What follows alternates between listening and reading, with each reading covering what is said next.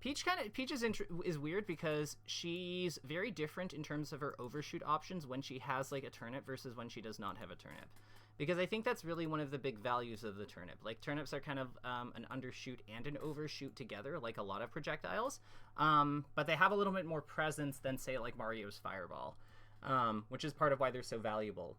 They give us presence in front of us, but also further away, and also can be done in ways that let us transition into other forms of offense. Like, the classic one is throw turnip at the opponent while going up in your jump, and then float after. So love that. So that could also be a way that we can take a look at overshooting, maybe as like look at the role of her turnip differently, so that we can also understand why it's important to go versus more passive styles, because that's like one of the big things. Yeah. Everything else you said is absolutely like no disagreements. It's just like now we want to expand on that at some point. She's a little slow, so that helps. Absolutely. And the thing is, like, while I love hyperfloat, like, ever since Guava taught me how to hyperfloat, it's like my favorite thing to do with her. But it is still dangerous because getting hit out of that, lose your double jump. Yeah, and your float, right? So it's very, very spooky to go for, and it's not always appropriate, which is like most movement techniques with high commitment. So let's talk about 3. So you got 4 and 6 and 8. Which is perfect. Those are the 3 big ones. Talk to me about 1 and 9. So 1, I think down there, Puff's back air can get you. It goes a little under, and I think it's not good. I think that's like probably the move you really don't want to get hit by, especially as Peach. It's these were the last ones were the difficult ones. And 9. The up air hitbox goes from, I believe, 896, or I don't think it goes totally. I know that there's one of the numbers it doesn't totally, behind Puff doesn't get, but in front, yeah. So I kind of determined that the back, the kind of bottom part of the down air of the back air, and then that top part of up air were the ones that were most dangerous out of any other hitbox, particularly up air too. Up air's kind of scary. Yeah, no, I would agree with that, but I'm just wondering, why did we need... I didn't ask you... I didn't say you had to fill 5 squares, right? I just said... Oh, you didn't? No, I said you can do up to, but it says don't select more than... I did 5. I would have... If not, I would have just done... I mean, the 3, 4, 6, 8 would have been really the ones that I would have chosen if but I'm sorry, I understood to do 5. No, everyone gets that one. Everyone does that. Like, that's kind of the purpose of the question. So one of the big things that I find that helps us, that players do, is that, and correct me if I'm wrong, maybe I'm not, maybe this isn't you, but we have a tendency to, like, because this game is difficult and it's hard to understand what's going on, I think that we try to use more information than we need to for, like, addressing problems. Can you see how that might happen? All the time. So talk to me about that. Like, where do you think that comes from? Like the overanalyzing of situations? Yeah. I think that, like, sometimes you get in a jam or a problem and you start to think, well, what am I doing wrong? And I think a lot of times, like, it's just too much active thinking when the game moves at like 1,000,000 miles per hour. And I know for me sometimes, like, okay, I'm in a problem. And I'm like, I don't know what to do. And I'm just kind of like dash dancing while I think. And then all of a sudden my opponent is right in my face. And I was like, ooh, shouldn't have done that. I gotta play, not so critically think, hyper analyze these interactions. I gotta kind of get in a flow and figure it out that way, I guess. And I struggle with that at times. Yeah. So I just posted 3 GIFs into the chat. These are Puff's move. Like, these are, I would have only had 4, 6, and 8. I think you're the first person to actually. So congratulations. I think you're the first person to acknowledge that had we read the question differently, we would have just gone with 4, 6, 8, because that is the purpose of that question. That's all the other part of the question. Yeah. What does that tell us about the zones that are open versus Puff? Like, where can we go relative to her that's good for us? I guess that's Peach, under her. 1, 2, 3. Yeah, those are open. Yeah, I agree with that. Girl's not as threatening, behind her, but I mean, in front and below her at 1, 3. I'm sorry, excuse me. Yeah, 1, 2, 3. We've, like, again, we're saying that 4, 6, and 8 are the ones that are open. So 1, 2, 3 we can move into. Like that's kind of the 7 hmm as well, but that's I think it's a little difficult to get on top of Puff like that. But 7 would be good too. I'd also kind of argue that 9 doesn't really have that much coverage, which is part of why throwing the turnip at her face, like slightly above her, is part of why that's good. Also, like attacking from the angles the way that like Laud and Triff do. Yeah. Because we've definitely seen that, and if we look at the upper hitbox in the thing, it really is mainly above her, and like it barely stretches into that diagonal. Really, that 9 is supposed to be the diagonal above and in front of someone, and like up air doesn't really do that. Yeah. In practicality, like I like being below Puff. That's where I'm most comfortable in the matchup. Like when I play, it's not a matchup that I haven't played like high level Puffs, but usually I think just being below throwing turnips is where I'm comfortable, like getting under her. Perfect. So the purpose of this is like it's more to give us a sense of like where we want to be, of understanding why we want to be there in relation to her. Because as Peach is slow, like you said, and with where Puff's openings are, this gives us a quick and dirty model of understanding where we want to be relative to Puff, just very quickly. We want to be playing in the diagonals if we can, or if we want to be below her. That's really where we're at our strongest.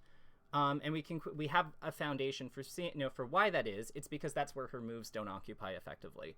So from that, this is a common way that I recommend to players, especially who are getting back into the swing of things, for understanding the other characters, because it gives you a quick snapshot of where you want to be relative to them, and then from there you can structure your game plan. What do you think about that? Absolutely. Yeah, I mean, and I guess that's more matchup dependent on kind of, and then the state as well, like as a character. Because I was just thinking as you're saying that, like, I think a Falcon, for example, and Falcon on the ground is very different from Falcon approaching, right? Like when Falcon's approaching, I want to be under, and on the ground, I don't really know where I want to be. So yeah, you're saying that, and I was kind of already going through my head, like, Falco, as well, like, where do I want to be when I'm in float versus on the ground? How do I want to do that positioning? That stuff is a lot for me. That's a lot to think of, and I think that's something that I'm gonna seek help, guidance from, and kind of devising my game plans and knowing where to be and how to position myself. But it makes sense, like, okay, where are the hitboxes least threatening, which are the most threatening hitboxes, what can I absolutely not get hit by, and stuff like that. Yeah, and like the cool thing about this is like the 4, 6, and 8 are also not weighted equally. Like I would say that 8 and 6 are like terrifying sometimes. 4 is bad, but like I'd say that like 6 is the safest generally. If we have to pick where we are relative to her, being in front of her is generally less bad than being behind her, right? Yeah. So like 4 and 8 are really the danger zones. 6 is like spooky if she's got like if she's at like the percent where fair and like pound and like all of that stuff is like a threat. Then that, like, when that sweet spot around like 40 where all of those kind of work together, then that's terrifying. But like anything outside of that kind of like specific like 20 to 40-ish range, like 6 is totally fine.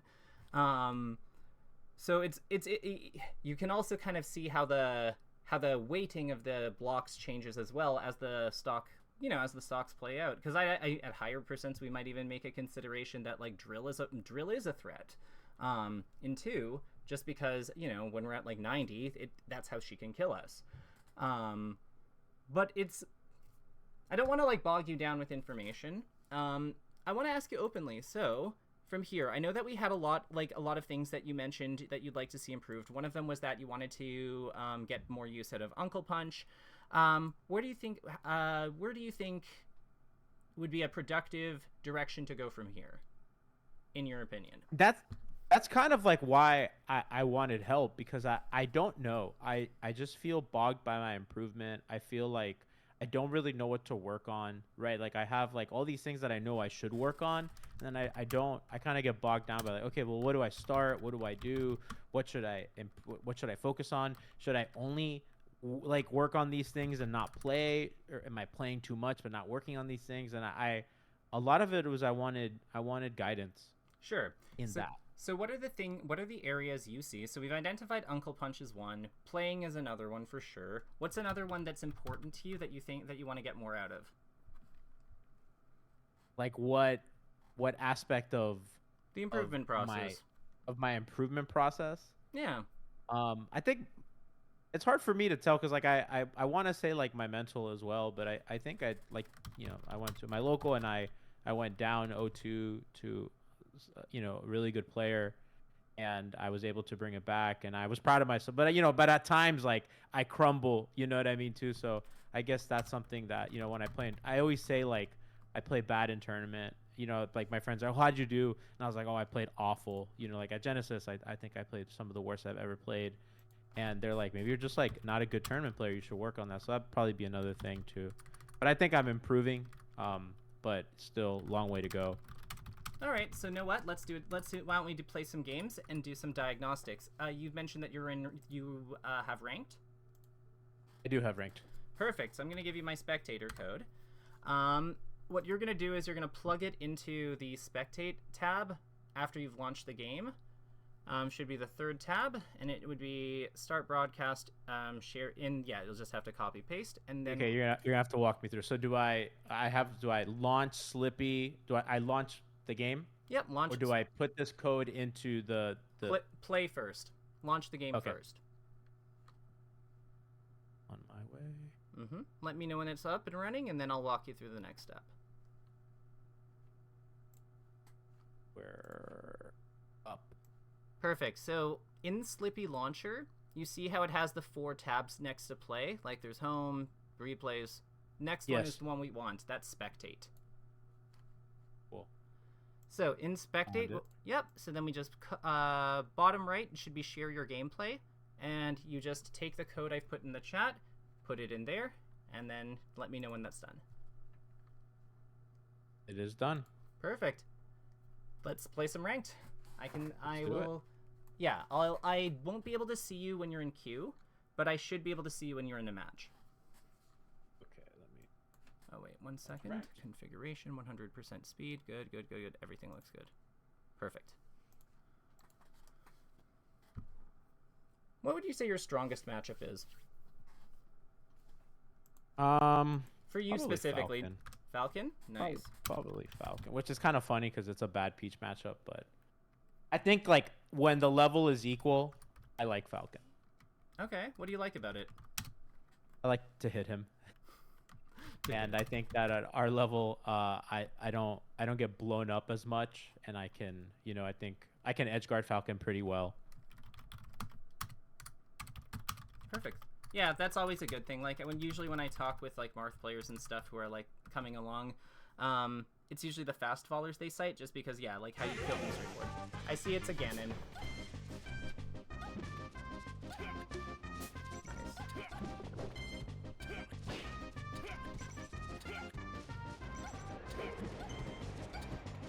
Nice. When he's full hopping around like that, if you're far away from him, you can full turn it pretty safely.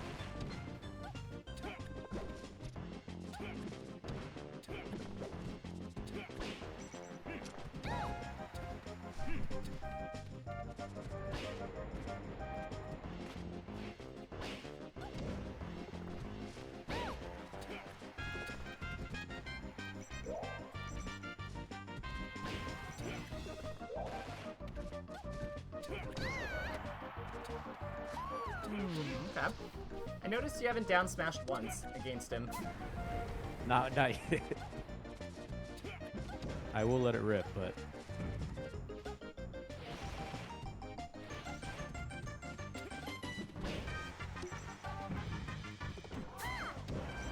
the reason I commented is because you had like a really good like block string with like your float cancel in there early. Looks like a really good spot for it.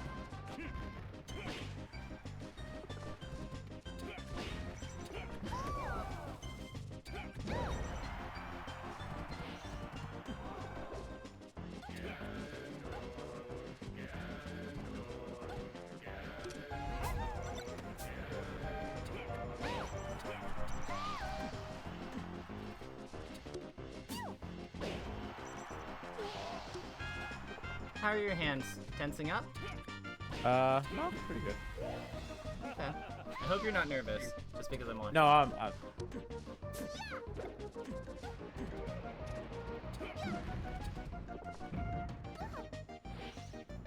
He was punished for his hubris.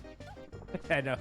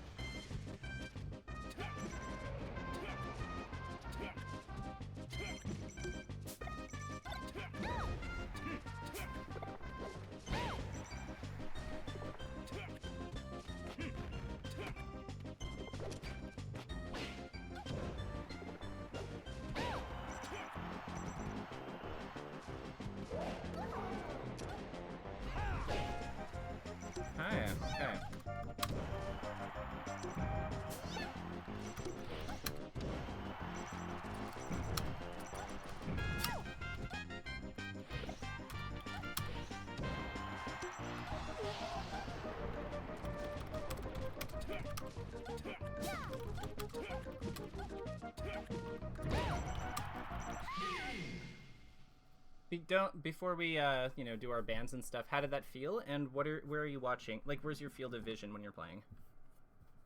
What do you mean my field of vision? Where do your eyes rest? I focus on my, yeah, I'm not watching my opponent, I'm watching me. Okay. Which I know is a habit I'm trying to break, yeah. Try it. Like, try watching him. Keep Peach in your peripheral, so like it's like a circle around the opponent's character, and Peach is always at the edge. The shape will change as you're playing, but that's what I'd suggest. Yeah. Okay. We're on a battlefield. Sounds good.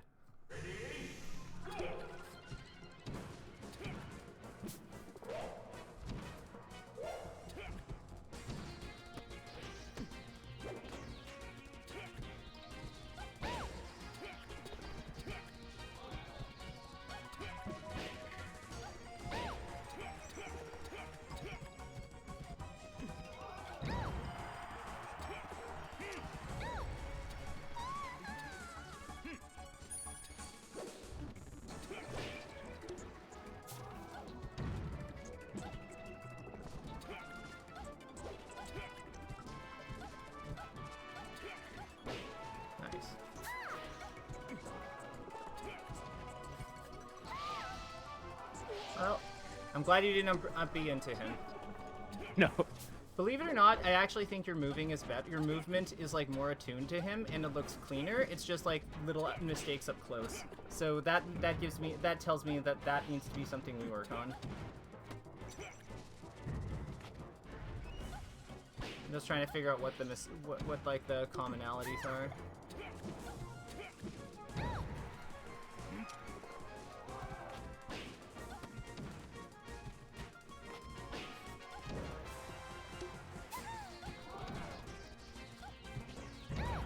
Okay, watch out for that. Shield near him when he's in the corner sometimes. Okay.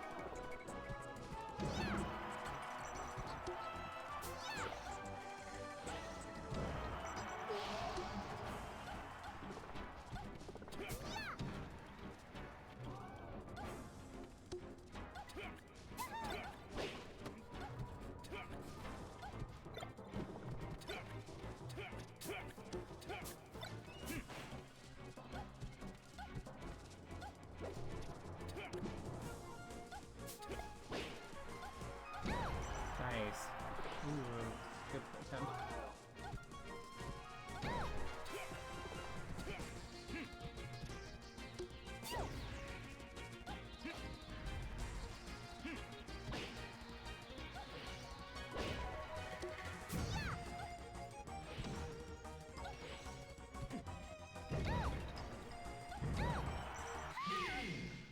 Alrighty, so talk to me. How did that feel overall? I think I probably should have. I should have won both games. I think I know better than to run into Ganon's moves. Like there were so many interactions that I held in for that. Sorry. I know better than. So sorry. Let me rephrase my question. Did you find that you were able to keep your eyes where we talked about? Yes, the second game, yeah. It wavered at times, like kind of Sure. toward the game, and I had to refocus, but for sure, yeah. Like one of them, I got a jump read on a fair. Yeah, I saw that. It was like it looked like it was mainly when he was at the edge, I think, when you like put your eyes back on your character, right?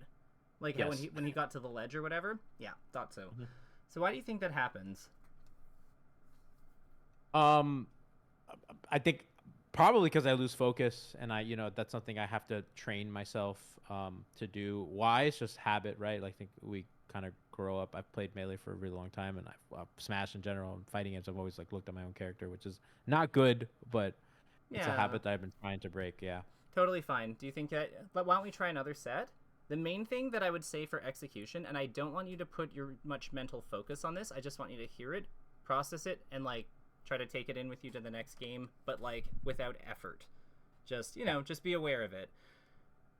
The big thing that I notice is that after you land with your aerial, you're off. It looks like you're very unsure of when you're gonna land. So like the movement out of that landing is is a little wonky. What I'd Shaky. Yeah. So what I think is going on is I think you're missing your fast fall. I am, and I know when it happens, and I do. Okay. So when does it happen? Like, when do I miss it? Yeah. I think I'm hitting it too early is what happens. Okay. I think I'm trying to fastball too early. Is it when you hit him, do you think, or do you think it's like just in general? In general. Okay, cool. So let's just with where we Make are. that a focus, yeah. Make that a focus, but again, like just keep it in the back of your mind. I don't want you to be dedicating active mental resources to it. Because you're gonna get overwhelmed. Focus on the fox. Like keep our eyes on the fox and just play.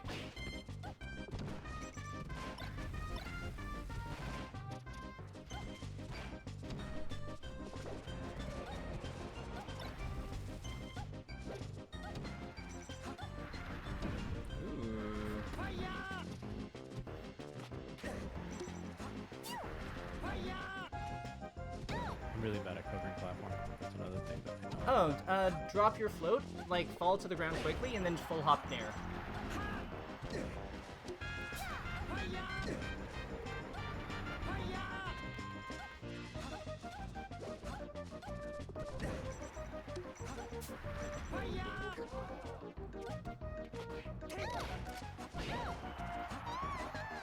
It's okay. Don't worry about that. We have plenty of time to bring this back.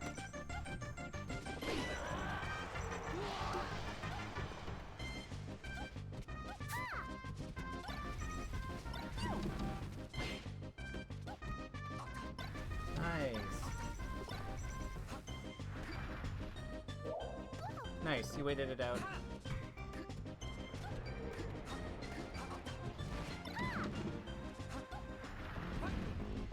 Try fairing there. Yeah. Instead of nairing. Like, I think that we're getting weak hit nair a lot, so like maybe we go for something stronger, like or use back air because it's better at beating it outright.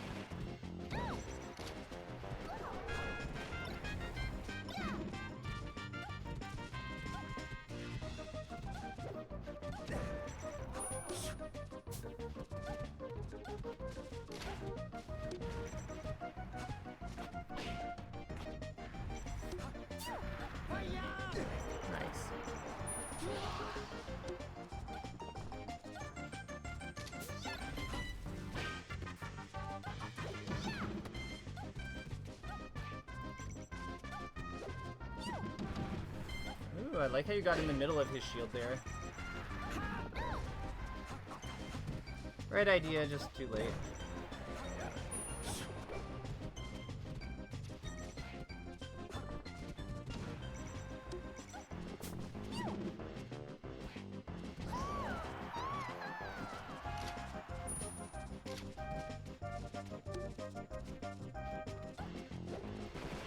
That was a good fastball. You got that one there. Got that one there too.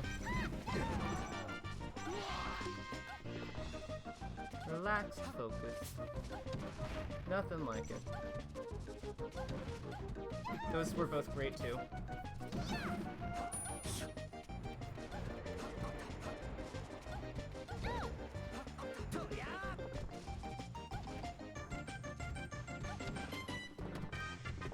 I would have down smashed him so hard, but on the platform, like if he's gonna land there, that's all good.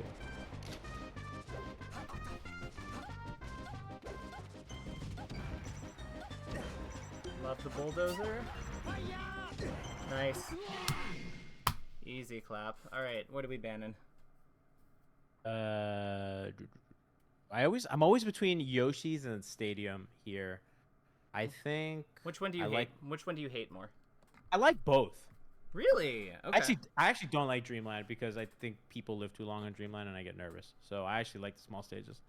So I think I'm gonna ban Yoshi's. If we like the small stages and we get nervous about people living too long, wouldn't that mean we should get rid of Pokemon? That seems consistent. but I get more off grabs, which I like. That's true, I suppose.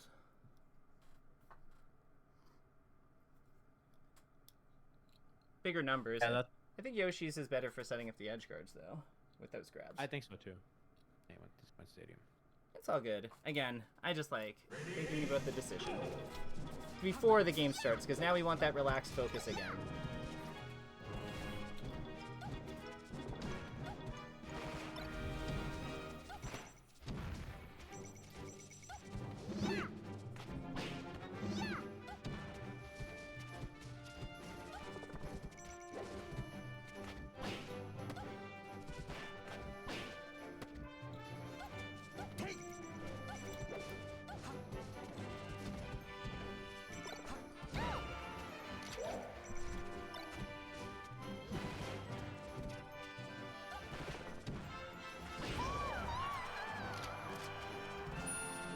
Playing a little bit faster.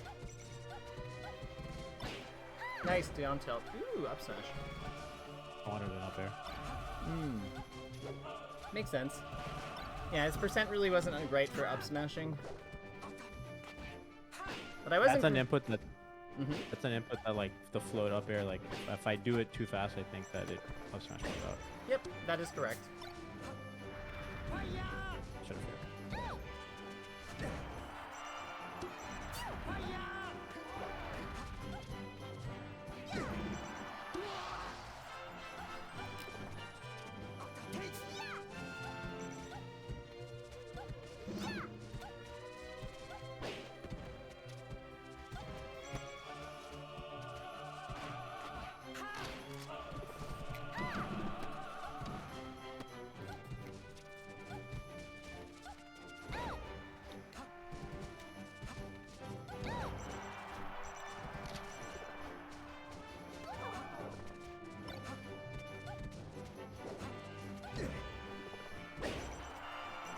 Your combat is pretty good, actually.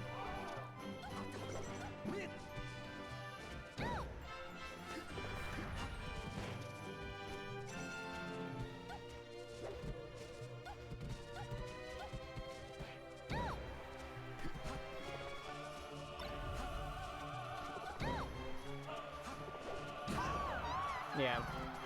Your fighting is good.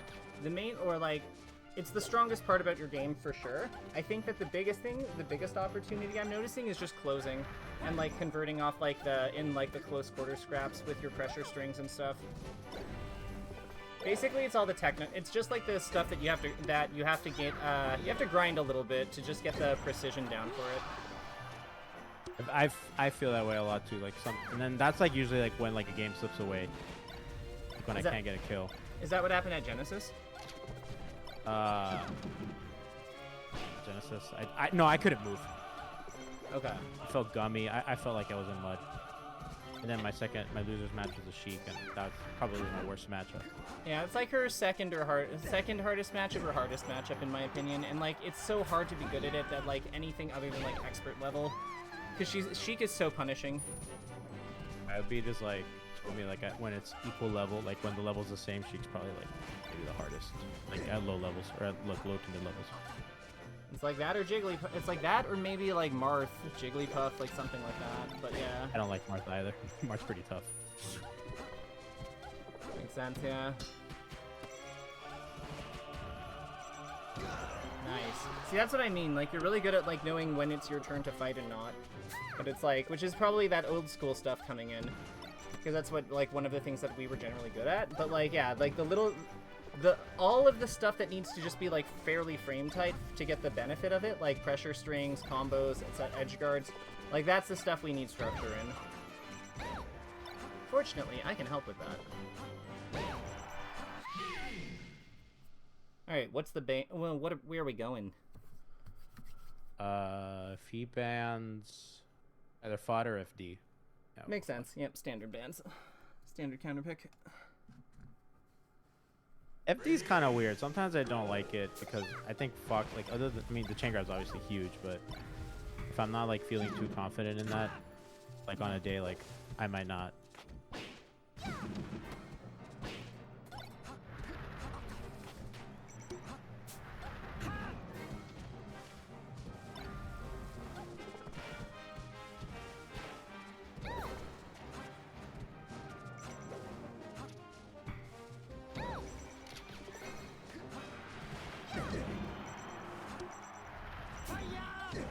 Nice. Yeah, I hear you on FD versus Fox. I feel like the chain grab gets overrated a lot. Yeah, and I don't think I'm at the level where my punish game is so good that like I got it. I hear you. Nice. That was clean. Out of 10, how would you say you're playing right now with keeping your eyes on him? Bad. See, I gotta refocus that. Okay.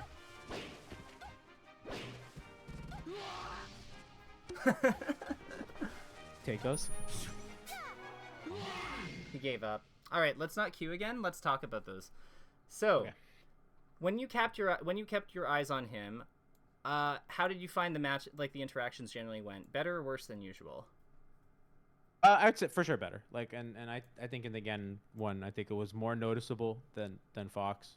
I think sometimes when I play against like a character that I play a lot against, like Fox or Falco or whatever, like, you know, like people have certain like a lot of like, you know, especially on my level, you know, Fox 685, they kind of all do the same things at times. So it's like you're kind of waiting for, okay, you're gonna full hop Nair, you're gonna full hop something, right? And I'm just kind of scouting that or waiting for that, or so it's less watching them and it's more like waiting for an option, which is, I know that's bad. I'm trying to not do that, but yeah, I think typically when I watch them, you know, I think I play a little more conservative because I'm not as confident in the way I'm moving.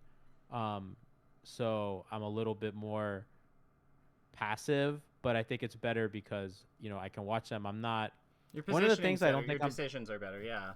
Yeah, one of the things I feel like I'm bad at is doing things on reaction, and I feel like a lot of times like I guess, or I educated guess, and I think like a good example that I can use is like when Falcon does like a full stage nair, right? I'm bad at like reacting to that, even though I know that float up air beats it, Mm-hmm. right? And I know that, but to do it on reaction's tough. So sometimes I'll like wait for that, and that's when I watch and I wait and I don't react, if that makes sense. So I think that's like another thing that when I watch like the other character, I'm like I just kind of sit on like options more, which is I don't think very good, but it's something that I should improve at. Sure. Okay. So let's talk about how we can improve over. So right now, the sense I'm getting is that you don't have much confidence in movement, and as a result, you don't have much confidence in your reactions, among other things. Because even when you're watching the opponent, you wind up having to like the movements themselves are not consistent enough that you can just watch the opponent and react to them. Because you're missing coordination to do things as quickly as you need them to be done or reliably done, to meet the needs of, because reaction situations are tight. They are very technical, and they tend to be very technical. They require a lot out of us mechanically, and it's just not there yet right now. Would you say that's kind of, would you? Yes. Okay, perfect. So I think that with what I'm seeing here, there's a lot of different ways we can approach like how we go about setting up an improvement plan. How much time would you say that you have to put into this game, generally speaking?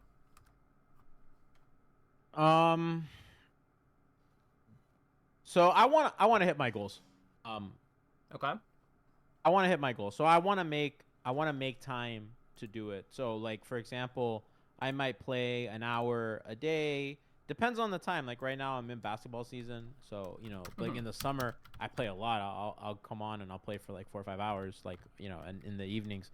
Right now I'm in basketball season and I'm working a lot, but I can make time. You know what I mean? Like it's a priority thing. Like if I really have guidance, maybe in the evening after work, I don't watch TV or something, or I don't watch another game. I practice, right? Because I want direction. I'm trying to go to my local every week now, which I've done for like the last month and a half. That I feel good about, and I play there a lot. Like I'm always asking for games. I'm not there to. I should be there to socialize and meet people, but I'm just like, who wants to play? I want to invest time. There's nothing wrong with that. You're a competitor. It's everything about. I'm there to hoop.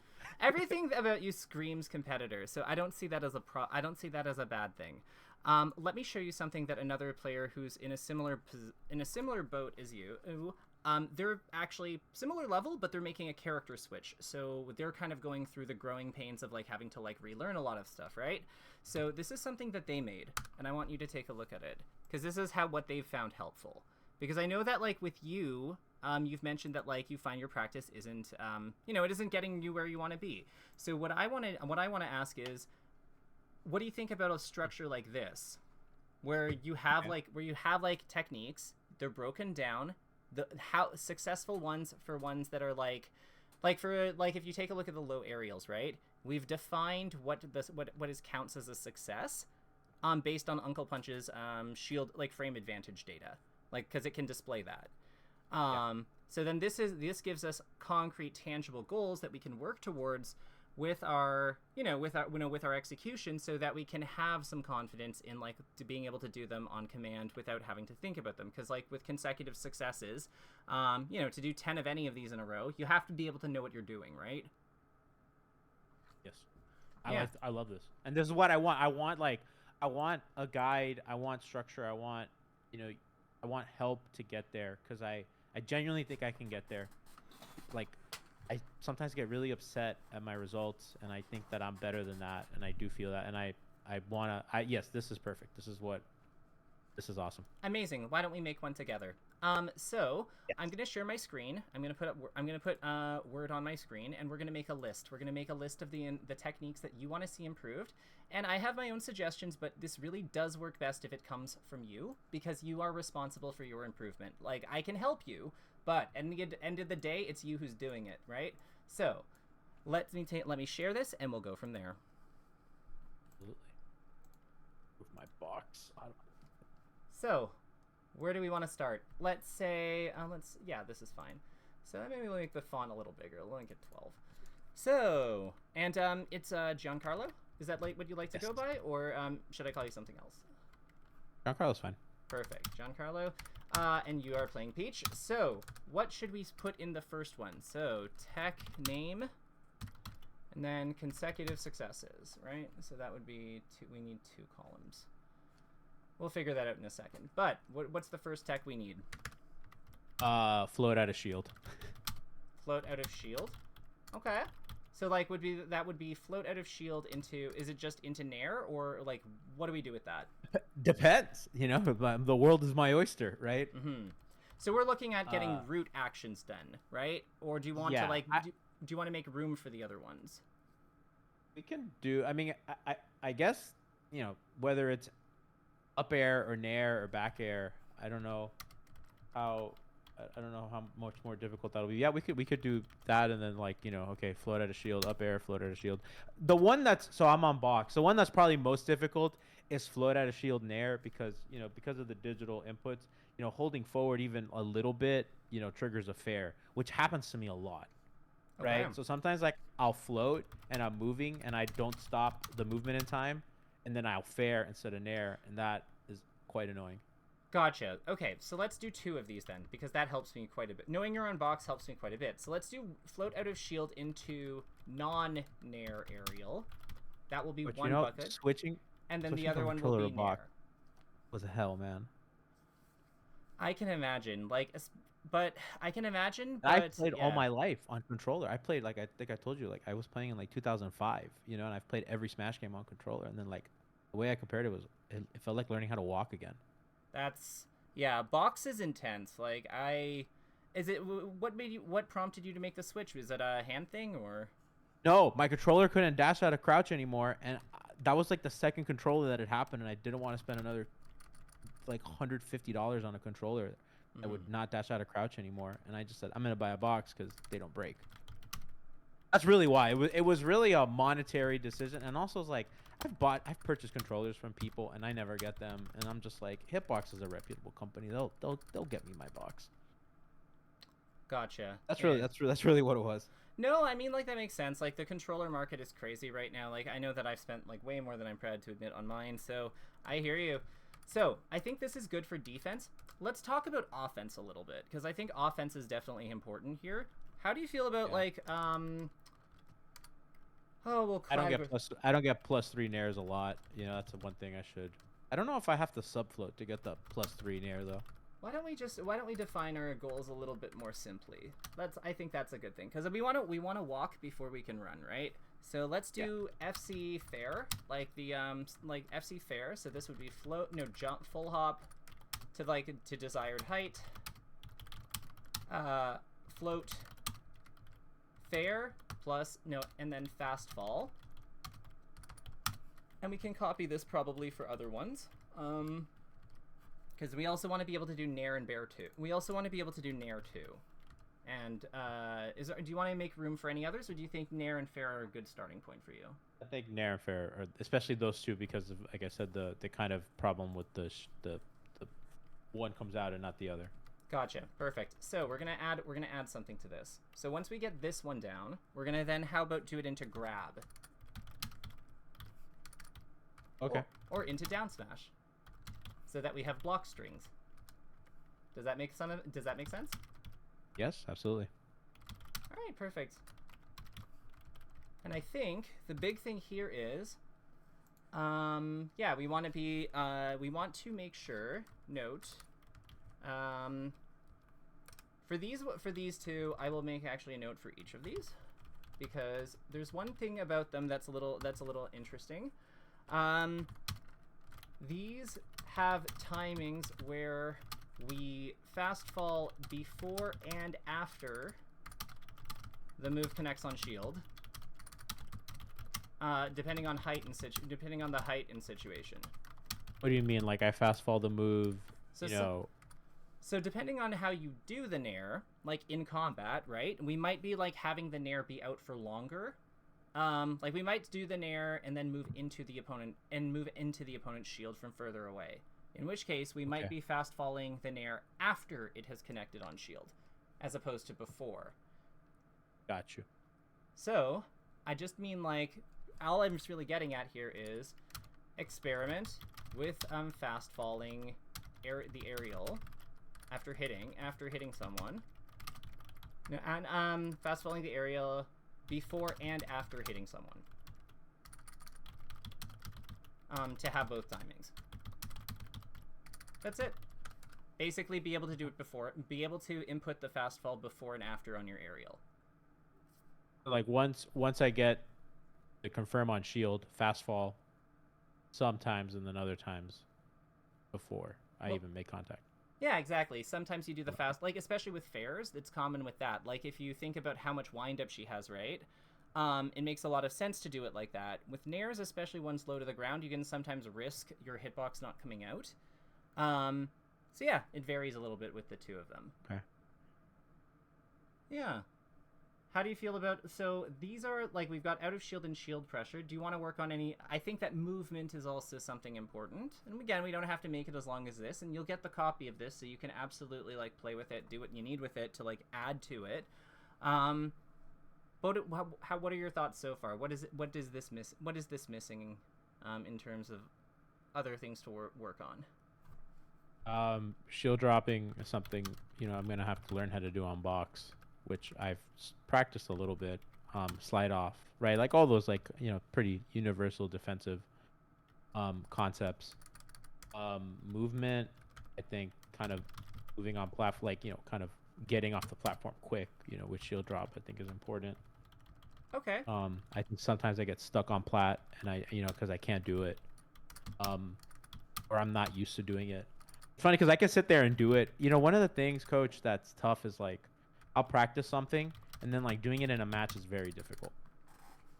Okay. Doing it in a match is like, I can do it, right? Like I've practiced these things in the past, and then implementing them is so difficult, especially within the flow of the game.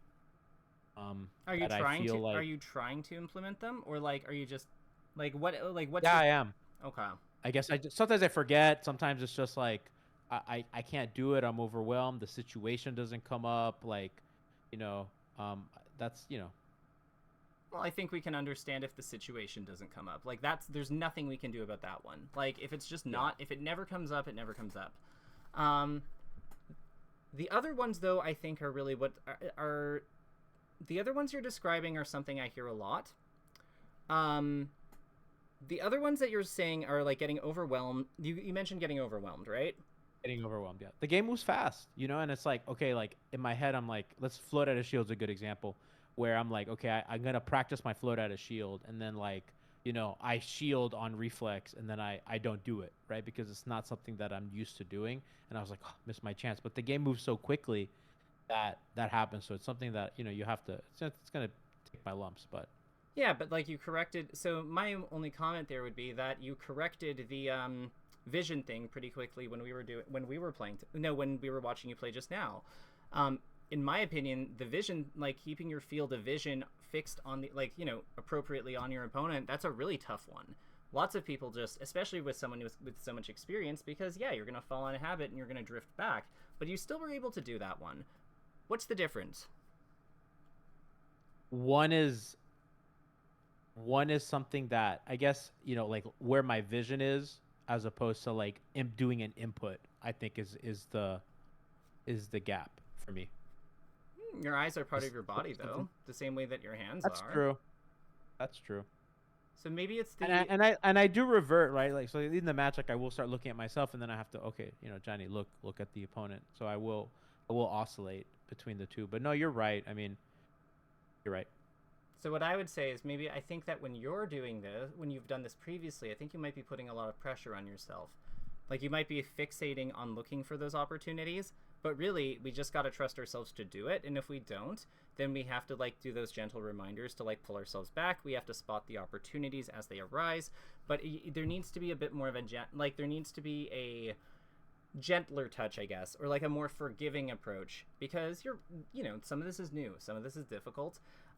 It is a fast game, so yeah, we take it one game at a time and we see what happens. Just like we did with just like we did when we were adjusting our field of vision. Absolutely. Mm. Yeah. One movement I'm gonna say here. So I think that dashing shield drop makes perfect sense. So that would be dash during start frames. Do the shield drop coordinate. Shield drop coordinate input is input and then L or R. So it's like 1, 2, 3. If you're not sure if that all sounds like gobbledygook, I can quickly show you. And the other one yeah. What did you say? Sure. It's probably easier if I just show you real quick. I'll just put input display on and I'll punch real fast. Thank you.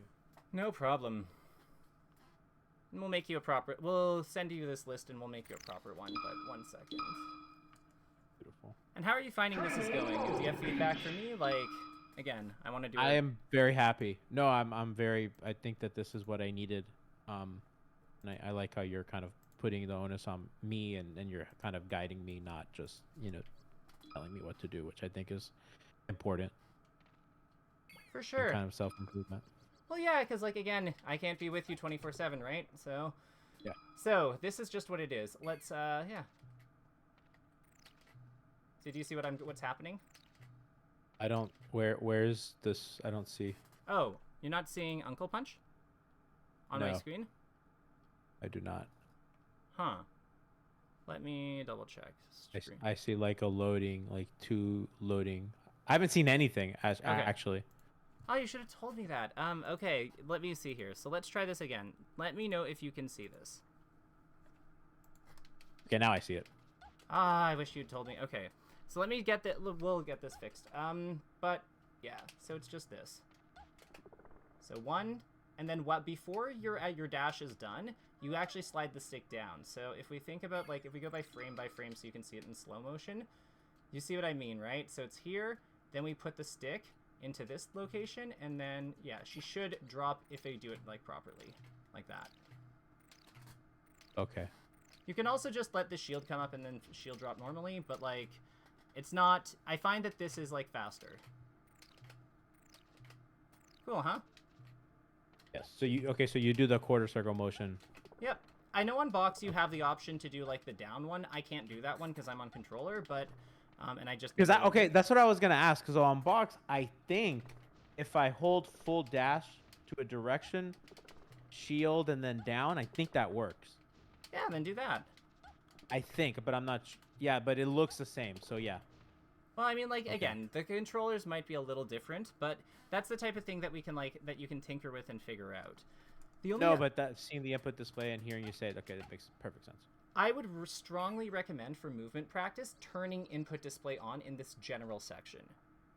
Okay. Because you can see, like, you can kind of watch, like, if you're having trouble with the motion, you can see, like, what your hands are doing, and you kind of can break down what order things need to be in.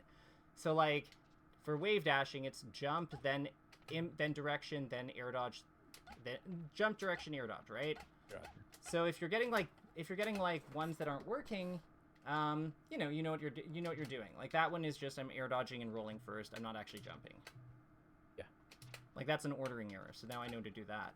Similarly, like if I'm doing this, I know that my air dodge is not coming out because I'm doing it during my jump frames. Like that Because one. the flash green idle frame. Yep, that's just a gecko code. Yeah, gotcha. Those can be useful if you want to work on moving more smoothly between actions. For your starting point, I would say don't worry about that yet.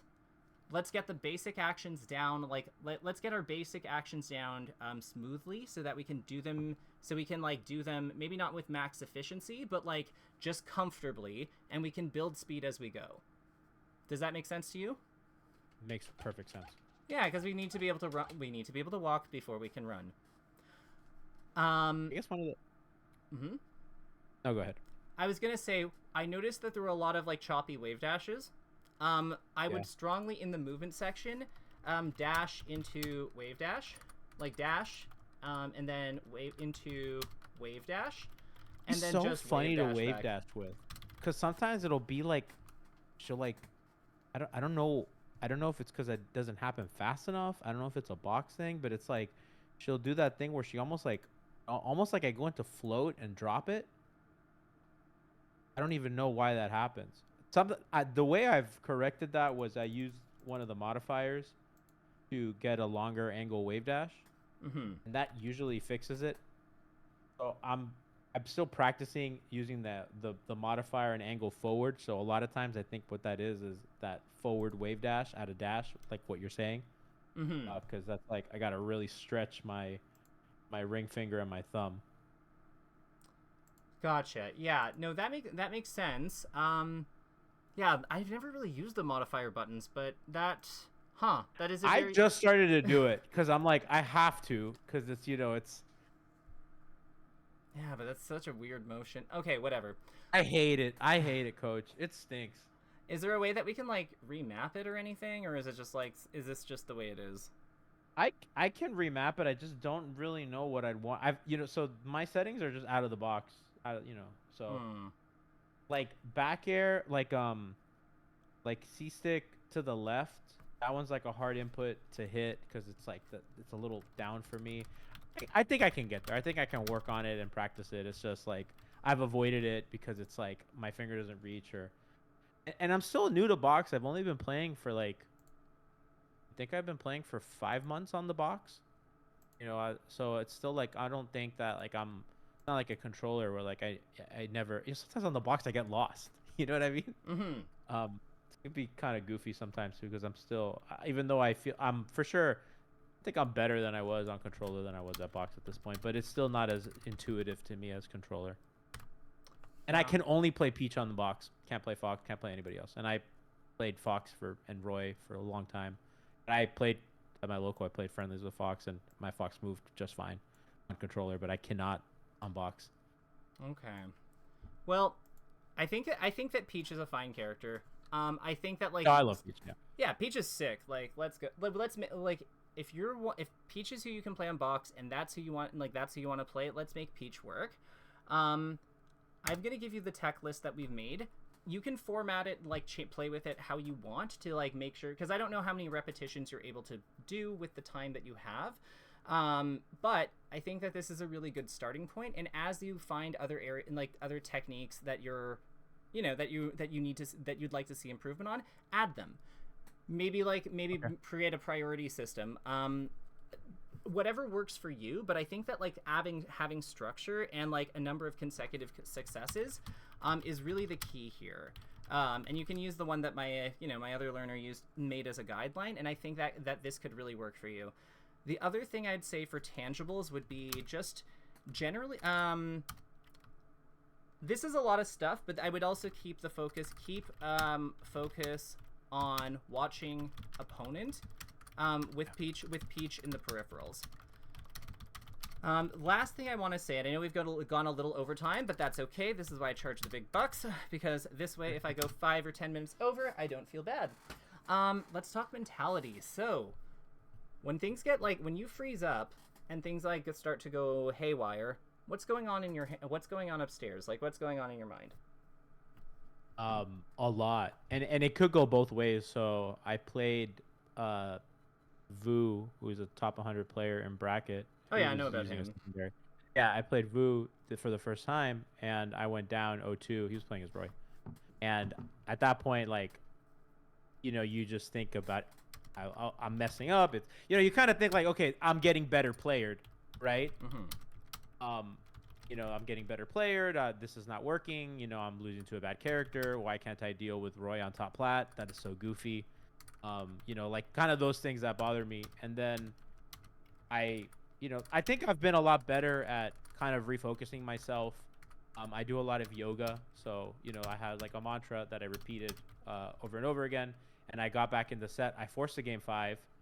And when I forced the game 5, the mentality stuff went the other way, where now I'm terrified that I'm going to win, because I go up in game 5. And I remember when game 5 starts, my hands are over my box and my hands are literally shaking, right? Because this is the best player I've ever taken a game off of, let alone 2, even though it's Roy. And my hands are literally shaking, and I'm like, oh, that's so bad. And I go up a stock in game 5. I take the first stock pretty cleanly, and I'm thinking, oh my god, am I gonna win? And then unraveled completely, totally unraveled. And that's stuff I want to get better at. Right? I want to maintain focus. I don't want to think about I'm gonna win, I'm not gonna win. I just want to play the game. I think of, I think of that fiction quote where he says, when you're playing the best melee, you never want the game to end, and when you're playing not bad melee, you want the game to end as fast as possible. I want to get to a point that my mental is good that I never want the game to end. And I was at a point when I took that first stock, I was like, I want this to be over. Yeah, you're like, get me out of here. Yeah, get me off this ride. And it shouldn't be that way, because I was playing well. I was happy with my play. I was playing well, even though my nerves. So I want to go both ways. I want to help myself get out of the pits, which I did. I think in that tournament, 2 times I lost the first game and I came back to win, which I was really happy about, and particularly with Vu forcing game 5. But I want to also, when I'm up, I unravel, because every time I was up, even I was up 2 stocks in some of the other games in the closeout, and they came back, and I was lucky that they were at a lot of percents and I got a cheeky down smash. But if that game went on forever, I was going to lose. So I want to be able to have the mentality to close out games strong. Okay. So one thing that I really want to applaud you for is recognizing the danger of also getting carried away. Because you're right, it's not just when we're in the pit, it's also when our head's high in the clouds, right? So it's recognizing when we're getting carried away or too full of our own hype, and need to tone it down. No, and need to bring it back to, really to that. To the level where we play our best. So I guess I would say here, what I would say here is, you mentioned, it doesn't sound like it's actually that enjoyable to be that high up, is it? Because you mentioned, you're describing it as get me out of here, get me off this ride, it's too fast. What's something that you can look at on the screen, or something you can do? How, if you were going to pull yourself out of the pit, what would you say to yourself, and what would you do physically? Is it a deep breath? People plant their feet. To pull myself out of the pit when I'm playing bad or when I'm up? When you're playing bad. Let's use that as a reference point. Because they're both kind of trying to do the same things, just in different directions. We play our best in our happy middle, right? So one of them is trying to get us there by going up. The other one is trying to get us there by going down. We know how the going up works. How does the going up work? going up, deep always starts with a deep breath. Connect, kind of the yoga, the vinyasa yoga of like, bring awareness to your breath. Right, I'm here in this moment. I'm playing, and also in my head, I've been doing. I don't know if you know the Kobe Bryant quote, "Job's not finished," which is kind of a meme, but I've been telling myself that, like, they're up, even if they're up 3 stocks to 1, I'm like, job's not finished. They have not won yet. They haven't won yet. I can still play and I can still win. So I just keep telling myself, job's not finished. I tell myself I gotta make them win this game. And I try to play to my game plan. I think usually when I play poorly, it's because I go in too much and I hold forward. So I always be like, okay, I'm not gonna play too defensive, and I'm not gonna, I want to play melee, but I also want to make sure that I'm not going in being very silly, doing bad options, dash attacking into shield, like try to really ground myself, because I think that's usually what gets me into trouble. Mm-hmm. That's kind of how I've been getting myself out of those moments, like, and then tell myself, like, positive reinforcement, like, I am better than the person that I'm playing. I know I can win. And I've been trying to tell myself, like, anybody that's at my skill level, I tell myself I can beat them, right? Like, I should beat my peers. So, I loved everything until the last bit, the very last bit, because like the wonderful thing about this game is that it is ruthlessly fair. It really is. So, and no one is exempt from being upset. Nobody in the world. All we have at any point is half of the say in the outcome of the match, because it is a 2-player game. So, I think what we need is, I think that this structure of the deep breath, bringing awareness to the breath, reminding ourselves the job's not finished, I think that can absolutely work for when you're also starting to like get a little, when your head's getting a little too high up there, and we need to pull it back down into that happy medium. The one thing that I'd suggest though is, let's establish a baseline of respect for the opponent, which is which is basically just my way of saying, we can win, but so can they.